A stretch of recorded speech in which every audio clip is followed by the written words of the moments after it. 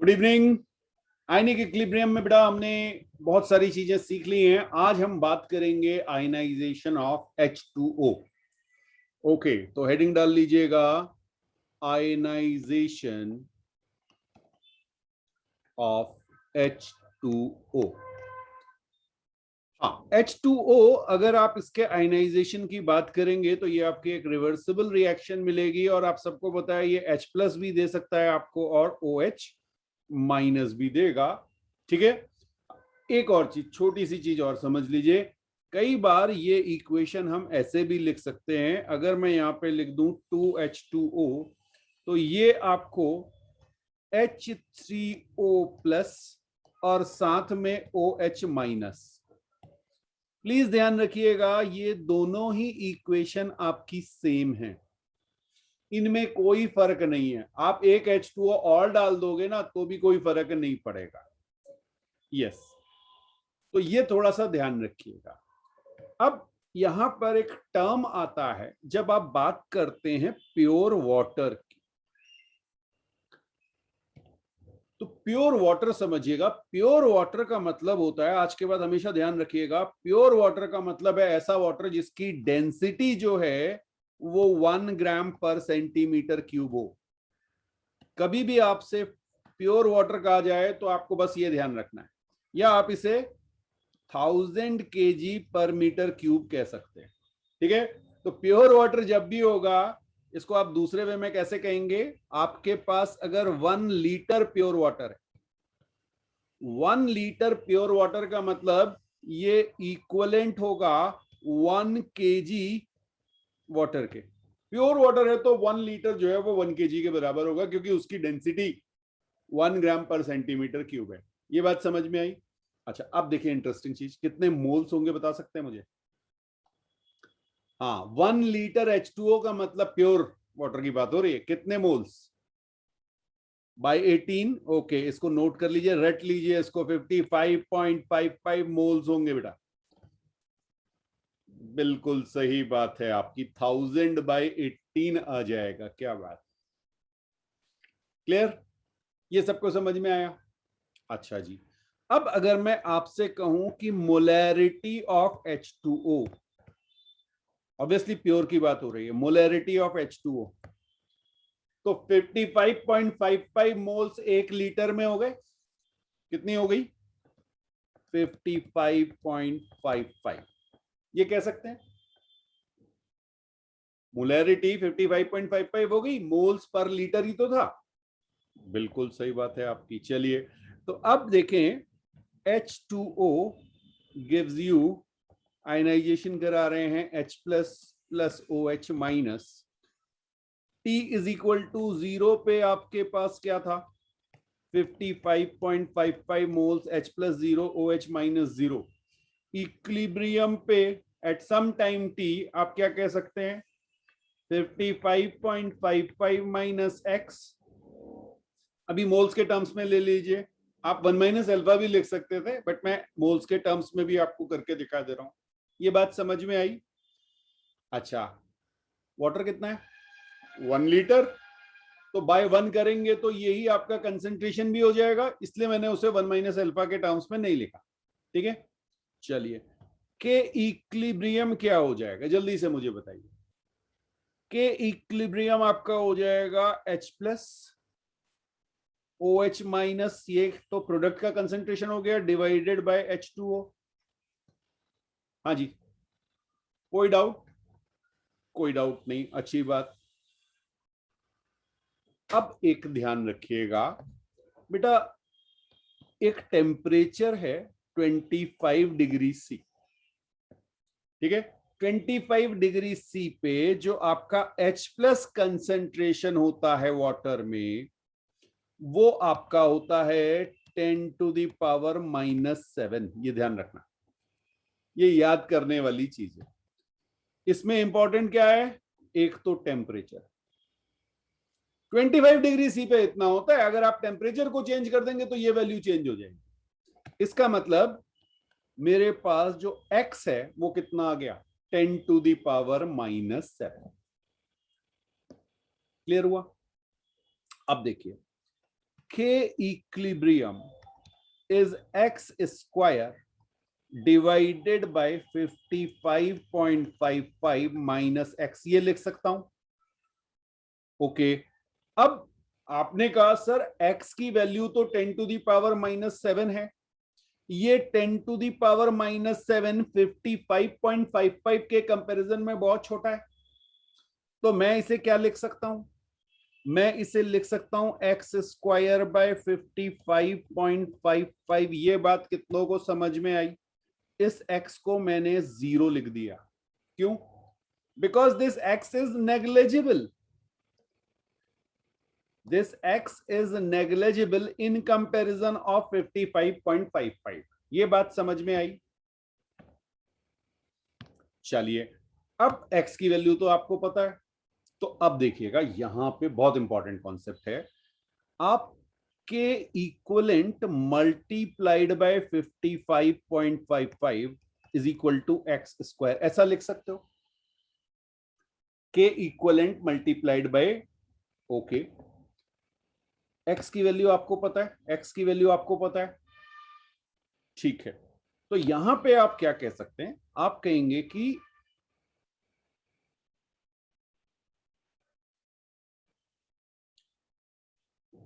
हाँ, इसको ऐसे लिख सकते हैं. देखिए, no change in concentration of H2O. ऐसा मैंने क्यों लिखा? अरे ये तो 55.55 ही रहा ना. x की वैल्यू नेग्लिजिबल है, आयनाइजेशन जो हो रहा है वो नेग्लिजिबल है. मैं ये नहीं कह रहा हूं कि 0 है, कुछ ना कुछ है. 10 टू दी पावर -7 आ रहा है 25 डिग्री सेंटीग्रेड. बिल्कुल. तो ये जो टर्म आपने लिखा, ये क्या है? एक constant multiplied by another constant. तो इसी को आप नया के कह देते हैं, और आज के बाद हम इसे जानेंगे के डब्ल्यू के नाम से. हाँ, के वाटर, दैट इज के इक्वलेंट मल्टीप्लाइड बाय 55.55. तो एक्चुअल में आपको के डब्ल्यू याद रखने की जरूरत है, और ये आपका हो जाएगा 10 टू द पावर -7 का होल स्क्वायर. तो के डब्ल्यू की वैल्यू आ गई 10 टू द पावर -14. ये आया इंपॉर्टेंट कॉन्सेप्ट. ठीक है, बिल्कुल. इसको आप कहते हैं ionic product of water at 25 degree C. अभी बता रहा हूं आपको. Kw is concentration of H plus multiplied by concentration of OH minus, that is equal to 10 to the power -14. और ये मैंने आपसे कहा ionic product of water at 25 degree C. Please ध्यान रखिएगा, बार बार ये टर्म बोल रहा हूं. कोई और टेम्परेचर होगा तो ये वैल्यू चेंज हो सकती है. ये किसके लिए है? 25 डिग्री सी के लिए. आप चाहें तो यहां पे मेंशन भी कर लो, के W is temperature dependent. Note कर लो इसको. टी इंक्रीजेज तो के डब्ल्यू भी क्या होगा? इंक्रीज करेगा. ये बात हम पहले बहुत जगह पढ़ चुके हैं. ठीक है, और ये के डब्ल्यू ओनली डिपेंडेंट ऑन या only depends on temperature. Only depends on temperature. Fine, note कीजिए. अब बेटा एक टर्म देखिए, जैसे हमने डिग्री ऑफ आयनाइजेशन पढ़ा था ना, डिग्री ऑफ आयनाइजेशन. अच्छा, अब मैं कह रहा हूं degree of ionization of H2O. ठीक है, जिसे आपने अल्फा कहा था. ये क्या हो जाएगा? आपके पास 10 टू दी पावर -7 ये x था, और C की वैल्यू थी 55.55 मल्टीप्लाइड बाय 100. कुछ समझ में आया? आप परसेंट में हो गए, ठीक है. तो ये कितना है आपका? 1.8 into 10 to the power -7. Check कीजिए जरा. Alpha is x upon C था ना बेटा? बिल्कुल. क्लियर? चलो, बहुत. अब बेटा एक टर्म हमने क्लास 10th में पढ़ा होता है, पीएच.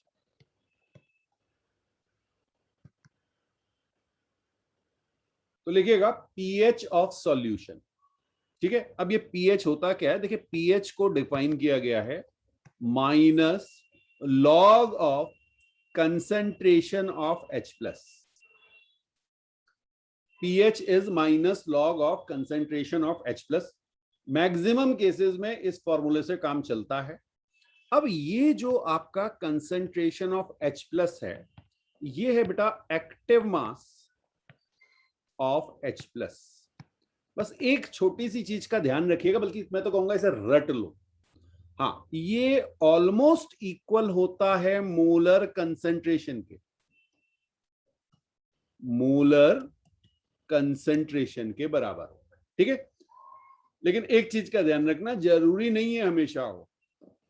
हाँ, वो केस बता दे, रटना है इस चीज को, इसमें कोई इधर उधर की चीज मत करना, नहीं तो फंस जाओगे। मैं एग्जाम्पल में सब कुछ समझा दूंगा आपको, लेकिन आप इसे रटे रहना बिल्कुल। ठीक है, हाँ, डाइल्यूट सॉल्यूशन में तो इसको ले लेना ऐसे। डाइल्यूट सॉल्यूशन अगर आपके पास है तो उसमें तो ऐसे ही ले लेना, जो मोलर कंसेंट्रेशन है वही कंसेंट्रेशन ऑफ H प्लस है डाइल्यूट में। ओके, कंसेंट्रेटेड सॉल्यूशन में ध्यान रखना, कंसेंट्रेटेड सॉल्यूशन में या इन कंसेंट्रेटेड सॉल्यूशन, इसको लिख लीजिए एक्टिव मास 1 लेना आपको। Active mass is equal to 1। जैसे ही आप एक्टिव मास 1 लोगे तो आपका पीएच क्या हो जाएगा, 0। ठीक है, यहां पे स्टार के साथ एक चीज और देखना, इन नेगेटिव पीएच। कभी भी मान लीजिए आपने पीएच कैलकुलेट किया और वो नेगेटिव आ गया, अभी दिखाऊंगा कैसे आएगा। ठीक है, इन नेगेटिव, या इफ लिख लीजिए, if negative pH it is not defined. Negative pH defined नहीं होता बेटा, 0 से लेके 14 तक हमने किया ना। यस, तो जैसे ही आप एक्टिव मास को 1 लेंगे, पीएच आपका क्या हो जाएगा, 0। ये ध्यान रखना। हाँ, एक्टिव मास 1 लेने पे, एक्टिव मास इक्वल टू 1 लेने पे पीएच आपका 0 हो जाएगा। जैसे मैं आपको एक एग्जांपल दिखाऊं, मान लीजिए मैंने आपसे कहा कि मेरे पास 10 to the power 3 molar solution है। ठीक, अब आपने कहा सर हमने पीएच कैलकुलेट किया, पीएच का फॉर्मूला क्या है, अभी याद नहीं होगा, कोई बात नहीं, minus log of concentration of H plus. ठीक है, ओके, अब क्या हुआ, कंसेंट्रेशन ऑफ H प्लस क्या आ गया,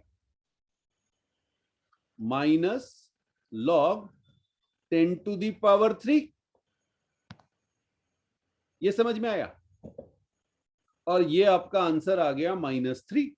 अब ये तो पॉसिबल ही नहीं है, ये डिफाइंड नहीं है ना, बिल्कुल। तो अब आप क्या करेंगे, कंसेंट्रेशन ऑफ H प्लस को इस केस में 1 ले लेंगे और आपका पीएच क्या हो जाएगा, पीएच आपका हो जाएगा 0 फॉर दिस सॉल्यूशन।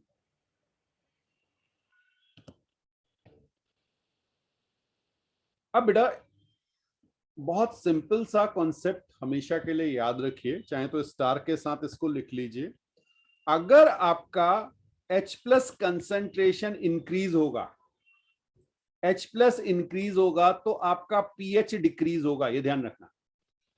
क्यों, माइनस में है ना लॉग। ओके, मैं लिख भी देता हूं, pH is equal to minus log H plus, ये हमारा फॉर्मूला है। ठीक है, अच्छा, अब एक और टर्म होता है दैट इज पीओएच। पीओएच, जैसे पीएच है वैसे ही पीओएच डिफाइन किया गया, वो आपका होता है minus log concentration of OH minus. ठीक है, चलिए जी, बिल्कुल इसी तरह से एक और टर्म डिफाइन किया, पी ऑफ के ए। पी के ए कहते हैं इसे। ये क्या होता है, माइनस लॉग, बिल्कुल सही बात, के ए आ जाएगा। ठीक है, अच्छा, इसी तरह से पी के डब्ल्यू, ये क्या हो जाएगा, माइनस लॉग ऑफ के डब्ल्यू। ओके, और पी के बी क्या हो जाएगा, माइनस लॉग ऑफ के बी। क्लियर? बिल्कुल, यहां पे आप चाहें तो आप इसको तो ऐसे भी लिख सकते हैं ना, ये कंसेंट्रेशन थोड़ी, ये तो एक टर्म है, किसी टर्म का आप के भी हमने पढ़ा था, उसका लॉग ले रहे हैं विद माइनस साइन, और ऊपर जो टर्म है वो कंसेंट्रेशन है। H प्लस और OH माइनस जो है ये कंसेंट्रेशन टर्म है। क्लियर? चलिए देखिए एक और चीज देखें, अभी यहां पे देखिएगा, आप सबको पता है, अभी थोड़ी देर पहले हमने डिस्कस किया कि KW क्या आया था हमारा, KW, ये हमने कहा था concentration of H plus multiplied by concentration of OH minus, याद आया? अच्छा, तो अगर मैं इसका लॉग ले लूं, लॉग KW, तो इसको मैं कैसे लिख सकता हूं? Log of concentration of H plus into concentration of OH minus, पहले मैं इसको ब्रैकेट में लिख रहा हूं, अब मैं इसे ओपन कर लूं, लॉग A इंटू बी को log A plus log B लिखते हैं, तो मैं यहां पे लिख सकता हूं log of H plus plus log of OH minus. क्या ये बात समझ में आई सबको? अच्छा जी, अब मैं क्या कर रहा हूं, बहुत ध्यान से देखिएगा, यहां पे सबके आगे माइनस साइन लगा दे रहा हूं, लगा सकता हूं? पूरी इक्वेशन को मैंने माइनस से मल्टीप्लाई कर दिया, क्यों किया? बिकॉज माइनस लॉग के डब्ल्यू, अभी भी मैंने पढ़ा, माइनस लॉग के डब्ल्यू क्या है? P K W. ओके, तो P K W is equal to P H plus P O H, याद रखना, ठीक है? बहुत बढ़िया। अच्छा अब देखो, P H plus P O H, इसकी अगर हम बात करें कहां पे, टेम्परेचर, अभी अभी मैंने आपको बताया था 25 डिग्री सी पे हमें पता है ये 10 टू दी पावर माइनस 14 आया था, उसका आप माइनस लॉग लेंगे तो ये आपका 14 आ जाएगा बेटा।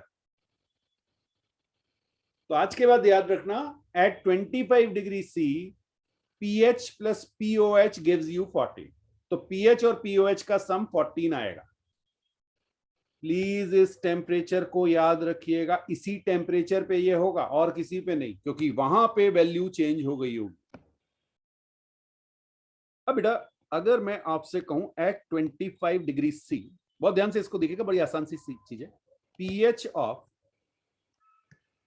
H2O, हाँ 25 डिग्री सेंटीग्रेड पे पीएच ऑफ H2O, यानी आपको क्या लेना है, minus log of H plus concentration water में, और थोड़ी देर पहले हमने कहा था ये कितना है, माइनस लॉग, हाँ कंसेंट्रेशन कितना, 10 टू द पावर माइनस 7 आया था, याद आया?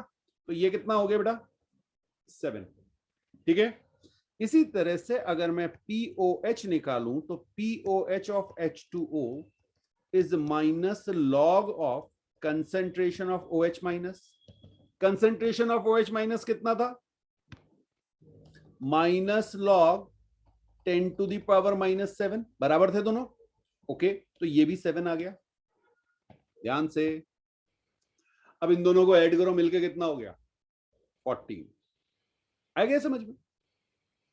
यस, तो इसको ध्यान रखना कि जब आपके पास 25 डिग्री सेंटीग्रेड की जब आप बात करते हैं तो H प्लस और OH माइनस जो आयनाइज होते हैं उनका जो पीएच आएगा 7, हाँ ठीक है, और POH भी 7, प्योर वाटर की बात हो रही है एट 25 डिग्री सी। एक इंपॉर्टेंट पे लिखिए इसको, बहुत इंपॉर्टेंट क्वेश्चन है, हाँ स्टेटमेंट लिखा दे रहा हूं, pH of cold water is more than pH of hot water। कुछ समझ में आया? ध्यान से समझना, देखो होता क्या है कि जब आप टेम्परेचर को इंक्रीज करेंगे, हॉट वाटर हो गया, टेम्परेचर इंक्रीज हो गया, टेम्परेचर इंक्रीज हुआ मतलब आपकी जो रिएक्शन है वो प्रोसीड की किस डायरेक्शन में, फॉरवर्ड डायरेक्शन में।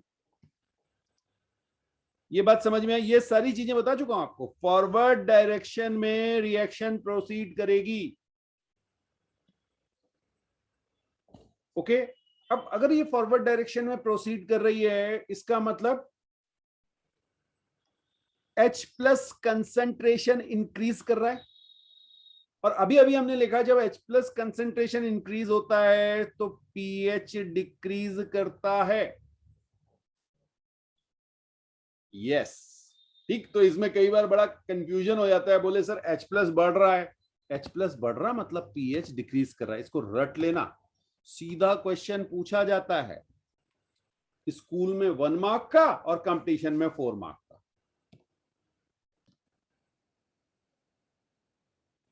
अब बेटा यहां पर ये आपने क्लास 10th में भी देखा था पीएच स्केल, अगर आपको ध्यान हो प्लीज ध्यान रखिएगा, ये pH scale only at 25 degree C है। क्लियर? जहां पे आपके पास 7 लिखा हुआ है वो आपका है न्यूट्रल, तो मैं न्यूट्रल को यहां पे लिख रहा हूं, न्यूट्रल 7 हो गया हमारा। और इधर आपके पास एसिडिक है, 0 से 7 एसिडिक सॉल्यूशन है। क्लियर? यस। और 7 से 14 आपके पास बेसिक सॉल्यूशन होगा। 14 का मतलब स्ट्रॉन्ग बेस और 0 का मतलब स्ट्रॉन्ग एसिड। कुछ बात समझ में आई? ओके। अगर कोई, चलिए एक हेडिंग डाल लीजिए, pH of strong base and strong acid, pH of strong base and strong acid. ठीक है। अब जरा सी ध्यान रखिएगा कि स्ट्रॉन्ग बेस और स्ट्रॉन्ग एसिड में बताया क्या था आपको, 100% आयनाइजेशन। याद आया? स्ट्रॉन्ग बेस में हमने आपसे कहा था कि 100% आयनाइजेशन हो जाएगा। अगर 100% आयनाइजेशन हो जाता है इसका मतलब जो कंसेंट्रेशन आपको दिया हुआ है आप उसे H प्लस का कंसेंट्रेशन एज्यूम कर सकते हैं। We can directly calculate concentration of H plus, जितना होगा पूरा का पूरा कन्वर्ट हो गया। ठीक है। यस। तो जैसे अगर मैं आपसे कहूं, एक एग्जांपल लेते हैं, 10 to the power -3 molar H2SO4। Fine. 10 to the power -3 molar H2SO4। H2SO4 आपका क्या है? Strong acid. तो मैंने आपसे कहा कि भाई H प्लस कंसेंट्रेशन मेरा कितना हो गया, जल्दी बताना, ध्यान से सोच के, मोल कॉन्सेप्ट पढ़ चुके हो। एक H2SO4 से कितने H प्लस मिल रहे हैं? 2H plus. तो ये आपका हो जाएगा 2 इंटू 10 टू द पावर -3। कुछ बात समझ में आई? Yes yes yes. तो 2 इंटू 10 टू द पावर -3 ये आपके पास आ गया। क्लियर? तो पीएच में कैसे लिख सकता हूं? PH minus log of 2 into 10 to the power -3। Clear है? अच्छा, अब इसको जब आप लिखेंगे तो देखिए इसको कैसे लिखेंगे, -log2 minus log 10 to the power -3। ये आपका हो जाएगा 3 माइनस log2। और log2 की वैल्यू याद है? आप डायरेक्टली 3 माइनस log2 भी रख सकते हैं। log2 याद है किसी को?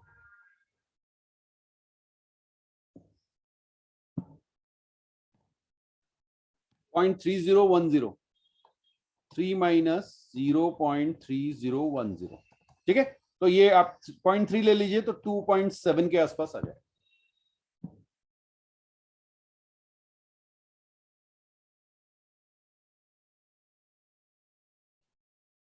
कुछ बात समझ में आई? बिल्कुल बिल्कुल। अब 10 to the power -2m HNO3 अगर आपको दिया गया तो आपने कहा भाई एक मॉलिक्यूल से मुझे एक H प्लस मिल रहा है, इसका मतलब मैं कह सकता हूं कंसेंट्रेशन ऑफ H प्लस मेरा 10 टू द पावर -2 मोलर हो जाएगा, 100% आयनाइजेशन होगा। यस। तो अब मैं क्या लिखूंगा? PH is equal to minus log of 10 to the power -2, ये मेरे पास 2 आ गया, तो इसका pH 2 होगा। ठीक है, चलिए एक एग्जांपल और देखें। अब क्या करते, मैंने लिया बेटा 200 ml ऑफ 0.2 m HCl, बहुत ध्यान से, ठीक है, और इसमें मैंने ऐड कर दिया 300 ml water, 300 ml water add कर दिया। फाइंड pH, क्वेश्चन समझ में आया? अब धीरे धीरे करेंगे ना, pH नॉर्मल केस में तो निकालना आ गया। अब बेटा ये वाटर मिलाने से होगा क्या, पहले सोचो, कंसंट्रेशन कम या ज्यादा होगा? बिल्कुल सही बात। अच्छा, क्या चीज चेंज नहीं होगी? वाटर मिलाने से क्या चीज चेंज नहीं होगी? कई बार बता चुका हूं, मिलीमोल्स चेंज नहीं होंगे HCl। याद आया? M1V1 is equal to M2V2, mole concept में एक फॉर्मूला पढ़ा था, M1V1 is equal to M2V2, याद आया? बिल्कुल सही बात। तो ये M1V1 क्या है? Millimoles. Yes, millimoles of HCl remains constant before and after dilution. तो यहां पर आप अगर देखें, आपने लिया 200 ml, ये आपके पास वॉल्यूम था, मल्टीप्लाइड बाय 0.2 m, ये आपका कंसेंट्रेशन था। फाइनली आपके पास 200 ml ये था और 300 ml आपने ऐड कर दिया, टोटल वॉल्यूम आपके पास 500 ml हो गया। ये ध्यान रखना, मैंने एडिशनल वाटर ऐड किया है, टोटल सॉल्यूशन को 300 ml नहीं बनाया। क्वेश्चन में क्या पूछा गया ये ध्यान रखना, और यहां पे मैं लिख दे रहा हूं m न्यू। फाइन, ओके, तो इसको आप सॉल्व करेंगे तो m, इसको HCl कर देते हैं, न्यू, पता रहेगा ना मैं HCl के बारे में बात हो रही है। ओके, तो ये कितना आ जाएगा? 0.4/5 आ रहा है क्या? चेक करो, 0 0 कैंसिल हो गया। ओके, तो ये मेरे पास आ गया 0.08। ठीक है, अच्छा HCl है, तो अब जब मैं pH निकालूंगा, बेसिसिटी आपको पता है 1 है, ओके, एसिड की बेसिसिटी 1 है, तो 1 H+ दे रहा होगा, तो pH कितना आएगा? माइनस लॉग, ओके, इसको आप ऐसे लिख सकते हैं 8 इंटू 10 टू द पावर -2 लिख सकते हैं। चलिए, तो 8 इंटू 10 टू द पावर -2, अब इसको सॉल्व करेंगे तो ये आपका जाएगा 2 माइनस लॉग 8। क्लियर? इसको और क्या लिख सकते हैं? 2 minus log 2 to the power 3, इसको आप लिख सकते हैं 2 माइनस 3 लॉग 2। बात समझ में आ रही? Very good. तो 2 माइनस 3 इंटू 0.3010, ये आपके पास आ गया 2 माइनस 0.9030, तो अप्रोक्सीमेटली 1.1 लिख सकते हैं। 1.1 से थोड़ा सा कम आ रहा होगा, 1.97, उतना ज्यादा जरूरत ही नहीं होती, 1.1 लिखो, आंसर आ जाएगा। ठीक है, तो इस तरह से आप किसी भी केस में pH कैलकुलेट कर सकते हैं अगर आपको एसिड का कंसेंट्रेशन दिया हुआ है। हाँ, स्ट्रॉन्ग एसिड का, वीक के लिए अभी आगे सीखेंगे, बट स्ट्रॉन्ग का समझ में आया? बेटा इसका एक रिवर्स कॉन्सेप्ट देखते हैं। If pH is given, okay, then concentration of H+, ये क्या होगा इसको चेक करते हैं। जैसे एक मैं छोटा सा एग्जांपल लेके आपको समझाता हूं। मान लीजिए मैंने कहा आपसे कि pH मेरे पास है 2.7। देखिए अब इसका तरीका क्या है, ट्रिक क्या है, आप इसको हमेशा इंटीजर बनाइए और इंटीजर एक बड़ा वाला बनाइए, छोटा नहीं, 2 नहीं लेना। जैसे 2.7 है तो आप इसको लिखिए 3 माइनस 0.3, इस वे में लिख दीजिए, कभी गलती नहीं होगी। ठीक है, अब आप क्या करेंगे? Minus log concentration of H+ is equal to, किसके बराबर होगा? 2.7 के, भाई pH यही तो है। ओके, इसको आप क्या लिखेंगे? 3 माइनस 0.3। ओके, चलो, तो लॉग कंसेंट्रेशन ऑफ H+ क्या हो जाएगा? -3 प्लस 0.3। ये बात समझ में आई? हाँ, अब आपको यहां पे थोड़ा सा कैलकुलेशन देखना पड़ेगा। भाई -3 को आप क्या लिख सकते हैं? -3 को आप लिखेंगे log 10 टू द पावर -3। अभी देखो ऊपर आप कर रहे थे ना, हाँ, तो -3 को या जो भी इंटीजर है आपको जो भी -5 लिखा है तो log 10 to the power -5 लिख देंगे। -2 लिखा हुआ है तो log 10 to the power -2 लिख देंगे। ये समझ में आया?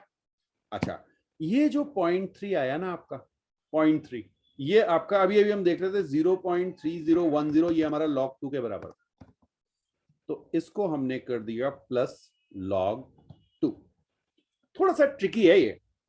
हाँ, तो आप यहां पे लिख सकते हैं log concentration of H plus is log 2 into 10 to the power -3, और यहां से आपका कंसेंट्रेशन ऑफ H प्लस आ गया 2 into 10 to the power -3। अब एक और तरीका आपको बता दूं, मान लीजिए ऑब्जेक्टिव क्वेश्चन है तो आपको ये वैल्यू दी होंगी, अरे इसको रिवर्स सॉल्व कर लेना, वो ज्यादा आसान होता है। ओके, अच्छा, दो वैल्यू ध्यान रखना, इसको नोट कर लो। log 2 is equal to 0.3010, maximum आपके इससे सॉल्व हो जाएंगे, और log 3 0.4771, ये दो वैल्यू याद रखो, सारे सॉल्व हो जाएंगे। अब बेटा अगर कभी भी आपको इस तरह का कोई क्वेश्चन मिले जिसमें आपको दो एसिड, प्लीज ध्यान रखिएगा, दो एसिड हो या दो बेस, अभी मैं एसिड लेके आपको एग्जांपल करा रहा हूं। एक एसिड हमने 2 लीटर लिया हुआ है, pH2 है, दूसरा एसिड हमने 3 लीटर लिया हुआ है, pH3 है। आप कुछ भी क्वांटिटी ले सकते हैं, ठीक है, और आपने उनको मिक्स कर दिया तो आपको बताना है pH कितना हो जाएगा। अब जरा सी ध्यान से, अगर मैं आपसे पूछूं कि कंसेंट्रेशन ऑफ H प्लस क्या होगा, हाँ pH2 है बेटा, तो ऑब्वियसली जब मैंने आपको कुछ भी मेंशन नहीं किया तो ये स्ट्रॉन्ग एसिड आपको एज्यूम करना पड़ेगा ना, मैंने नाम दिया ना कोई चीज दी, तो आप एसिड ही का है तो आप स्ट्रॉन्ग एसिड ले लो सर, क्योंकि हम अभी डिस्कस भी उसी को कर रहे हैं। तो ये बेटा मेरे पास आ गया 10 to the power -2, ये बात समझ में आई? अभी थोड़ी देर पहले देख रहे थे हम। चलिए, इसके बाद सेकंड वाले से मेरे पास जो कंसेंट्रेशन आया वो कितना आया, 10 to the power -3। ये बात कितनों को समझ में आई? चलिए, अभी अभी हमने कहा था कि मिलीमोल्स सेम हो, ठीक है। अब मिलीमोल्स यहां पे कहां से आ रहे हैं, H प्लस कंसेंट्रेशन कहां से आ रहा है, एक एसिड 1 से आ रहा है, एक एसिड 2 से आ रहा है, तो भाई यहां पे आपके मिलीमोल हम कह सकते हैं M1V1 और यहां पे हम कह सकते हैं M2V2, ये दोनों मिल गए। H प्लस मुझे एक कहां से मिला, एसिड 1 से, दूसरा मिला एसिड 2 से, ओके, और लास्ट में मेरे पास जो वॉल्यूम हो गया, यहां पे मैं M final into V final लिख दूं। ओके, जरा देखें यहां पे क्या आएगा मेरे पास, M1 कितना है 10 to the power -2, वॉल्यूम कितना है 2, plus 10 to the power -3, volume कितना है 3, that is equal to 5 into concentration of final solution. Okay, इसमें H प्लस कंसेंट्रेशन क्या होगा ये हमें मिल जाएगा, तो MF कितना आ गया बेटा, जरा पावर वाले में ध्यान रखना, इसको अगर मैं लिख दूं 30 इंटू 10 to the power 20, तो 2.3 लिख दें, 2.3 इंटू 10 to the power -2, ऐसे लिख दूं, चेक करो जरा। हाँ बेटा, इसको मैंने लिखा 0.3 इंटू 10 to the power -2, क्यों, अरे पावर सेम करूंगा तो ऐड करना इजी हो जाएगा ना, बिल्कुल बिल्कुल, तो ये आपका आ जाएगा बेटा 4.6 इंटू 10 to the power -3 आ जाना चाहिए, चेक कीजिए। ये मेरे पास फाइनल कंसेंट्रेशन आया H प्लस का, तो मेरा pH कितना होगा, minus log concentration of H plus, और कंसेंट्रेशन ऑफ H प्लस आपको मिल चुका है, ये रहा, ओके, कितना आ गया, minus log 4.6 into 10 to the power -3। कुछ बात समझ में आई बेटा? चलो अब मैं आपको दिखाता हूं कि इसको कैसे सॉल्व करेंगे अगर आपको लॉग की वैल्यू ना दी हो, तो इसको आप लिखोगे minus log 4.6 minus log 10 to the power -3, a into B को log a plus log b लिख देंगे। चलिए, ये आपका आ गया 3 माइनस लॉग 4.6। अब किसी ने कहा सर मुझे लॉग 4.6 की वैल्यू नहीं पता, ठीक, तो अब आप यहां पे देखिए 3 और 2 हमें पता है, तो मैं इसे लिखूंगा log 9/2। ऐसा मैंने क्यों लिखा भाई? 4.5 आ रहा है, 9 को अब मैं फर्दर लिखूंगा log 3 स्क्वायर बाई 2, लिख सकता हूं? यस, इस तरह से इसे सॉल्व किया जाता है। 3 minus log 3 square minus log 2। Okay, ये मेरा हो गया 3 minus 2 log 3 plus log 2। log 3 की वैल्यू मुझे पता है और log 2 की वैल्यू भी मुझे पता है। ये इस तरह से इन्हें सॉल्व किया जाता है। फाइन, तो बिल्कुल आप इसे सॉल्व कर लीजिए। देखिए ये आपका अप्रोक्सीमेटली 3.3 माइनस 2 इंटू 0.4771 ऐसा आ जाएगा। हाँ, सॉल्व कर लीजिएगा इसको।